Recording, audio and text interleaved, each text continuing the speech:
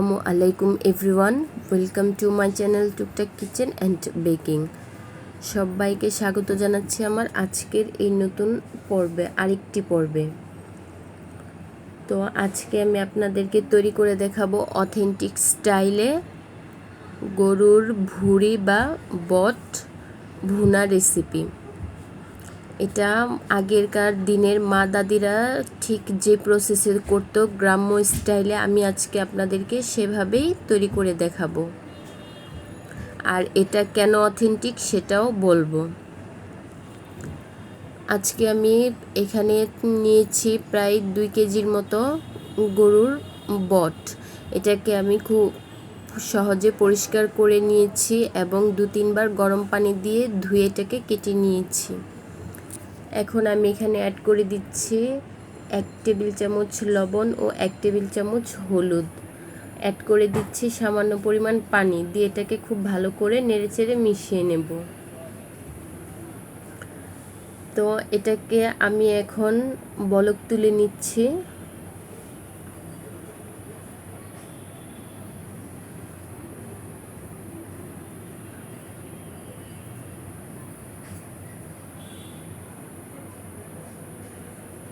দেখতে পাচ্ছেন বলকটা চলে এসেছে।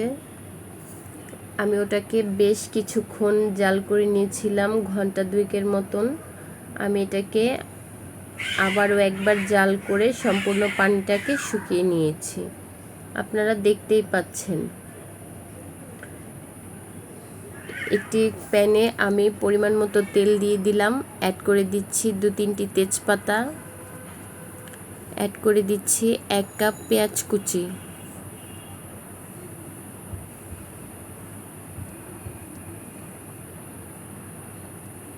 এটাকে খুব ভালো করে নেড়েচেড়ে একটু ভেজে নেব।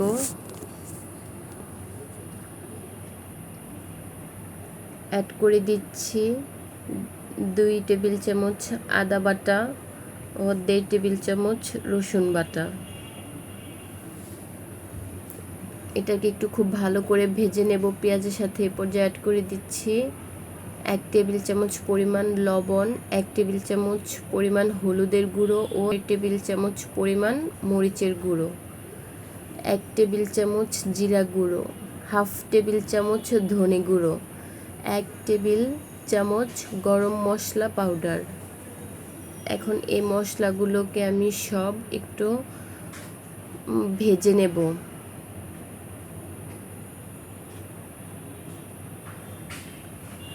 আমার ভাজা হয়ে এসেছে, এ পর্যায়ে আমি কিছুটা পানি অ্যাড করে দিচ্ছি।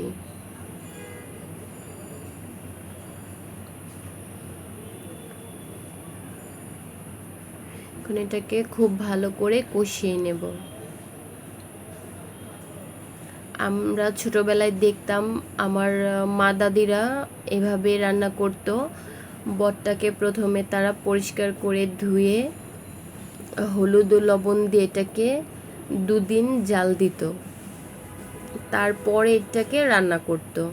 তো সেই সেম একই প্রসেসে আমি এখানে আজকে তৈরি করে দেখিয়েছি।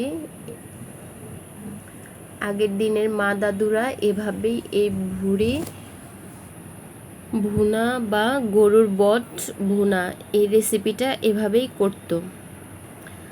তো আশা করছি আমার আজকের এই রেসিপিটা আপনাদের ভালো লাগবে। যদি আমার এই রেসিপিটা ভালো লাগে তাহলে প্লিজ লাইক, কমেন্ট, শেয়ার করবেন ও সাবস্ক্রাইব করে নিয়মিত চ্যানেলের পাশে থাকবেন। কথা বলতে বলতে আমি মশলার মধ্যে বটগুলোকে দিয়ে দিয়েছি ও খুব ভালো করে এটাকে নেড়েচেড়ে কষিয়ে নেব মিনিট 10। আমার এটা কষানো হয়ে গেছে। এ পর্যায়ে আমি অ্যাড করে দিচ্ছি পানি।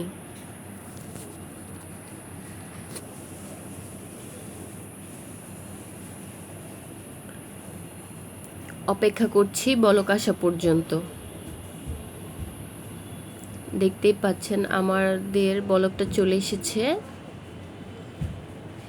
তো এখন আমি এটাকে একদম মিডিয়াম আঁচে এটাকে আমি ঘড়ি ধরে 30 মিনিটের মতন রান্না করে নেব।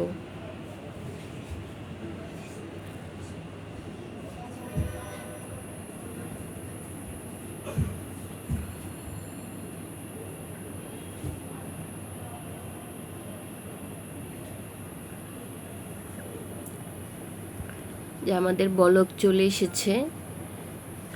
এটাকে আমি মিডিয়াম আঁচে 30 মিনিটের মতন রেখে রান্না করে নিয়েছি। এরপর যেটা একেবারে সেদ্ধ হয়ে গেছে, এখন এটাকে আরেকটু ভাজা ভাজা করে নেব যেন এটা তেলের ওপরে চলে আসে।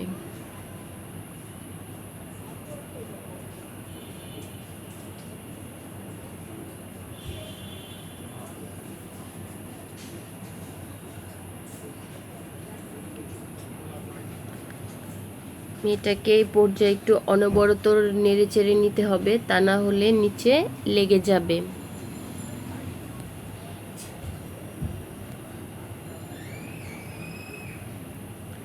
তো আমি এটাকে অনবরত একটু নেড়ে চেড়ে নিব। এটাকে একটু নেড়ে চেড়েই ভাজা ভাজা করতে হয়। দেখতেই পাচ্ছেন এটা অনেকটা তেলের উপরে চলে এসেছে এবং এটার কালারটাও একদম চেঞ্জ হয়ে গেছে। আপনারা একবার হলেও ট্রাই করবেন এই অথেন্টিক রেসিপিটা। সেই আগের দিনের টেস্ট পাবেন। তো অবশ্যই একবার ট্রাই করবেন। আর আমার এই রেসিপিটা ভালো লাগলে লাইক, কমেন্ট, শেয়ার ও সাবস্ক্রাইব করবেন। নিয়মিত চ্যানেলের পাশেই থাকবেন। তো কথা বলতে বলতে আমি এটাকে আরেকটু ভাজা ভাজা করে নেব। আমি আপনাদেরকে একটু কাছ থেকে দেখিয়ে দিচ্ছি।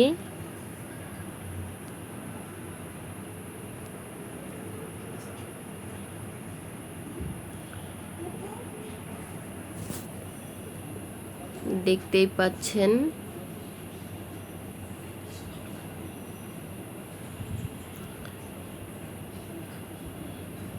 আপনারা চাইলে এটা একবারেও রান্না করে নিতে পারেন, কিন্তু আমি যে প্রসেসটা আজকে আপনাদের সাথে শেয়ার করেছি এটা করলে সত্যি আপনারা যে বটের যে অথেন্টিক টেস্টটা সেটা আপনারা পাবেন।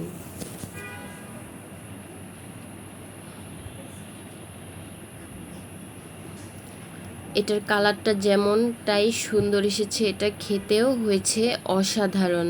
তো আপনারা একবার ট্রাই করবেন। আমি আপনাদেরকে একটু সার্ভ করে দেখাচ্ছি। দেখতেই পাচ্ছেন।